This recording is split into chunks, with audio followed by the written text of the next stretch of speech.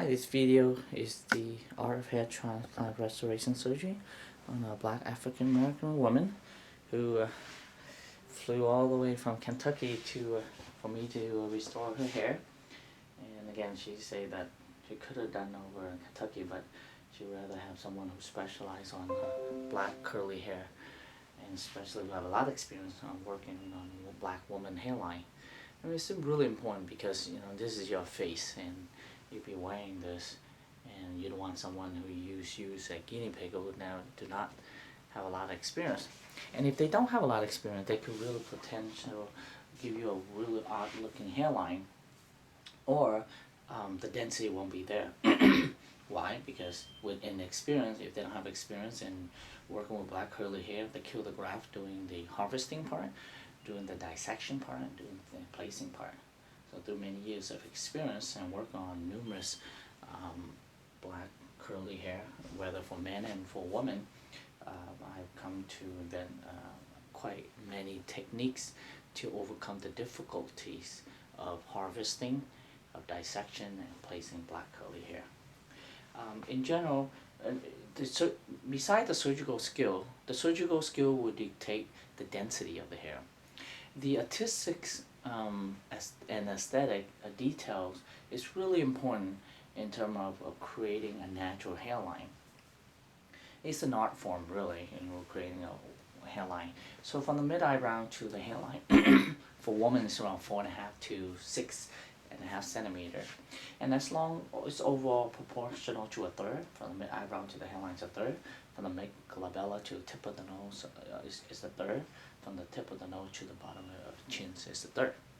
And then the temple is really important. If you can turn this way, so if you see her angle of the temple is pointed backward, and so she's kind of inherited her dad's hairline. And for men hairline, they pointed backward. Well, Caucasian men most acute backward, Asian men's less, and black men almost perpendicular. And for women, really, the temple, and further the temple is like started like where the eyebrows end. The temple's hair start around 1 finger breadth behind. Her temple is right here, so it's not bad, but the angle is wrong. So for woman, temple actually pointed forward toward the middle. The other important factor is the zigzag. It's wider and in male and higher, the amplitude is higher.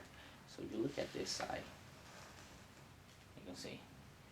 And then once we get the shape down, we will transplant at a very precise angle. Now for men, for black men it's around 15 degrees or less pointed forward. For Asian men and Caucasians around 35 to 45.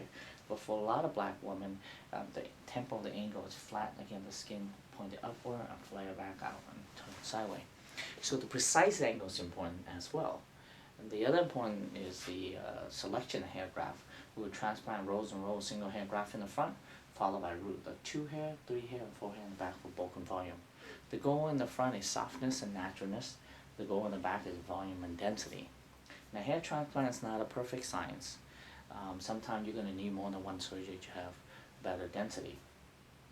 Wherever I work in the front, I have to shave the head. In the front, not the whole head, but just where all the baby hair is, because so I had to go in that area.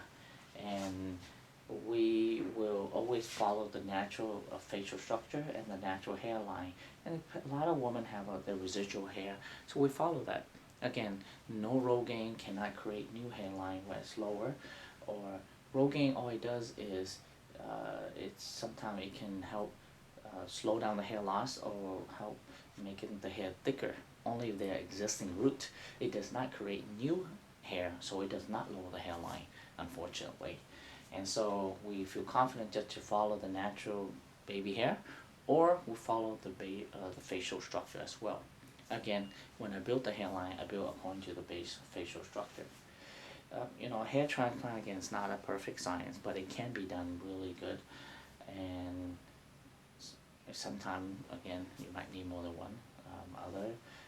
Most of the time, you can get away with one surgery, depending on how many grafts we're placing in. So for this client, we put around at least 2,500 to 3,000 grafts for her. I'm very excited for her because her look will change. We try to make her hair trip over to California worthwhile, all the way from Kentucky. And thank you.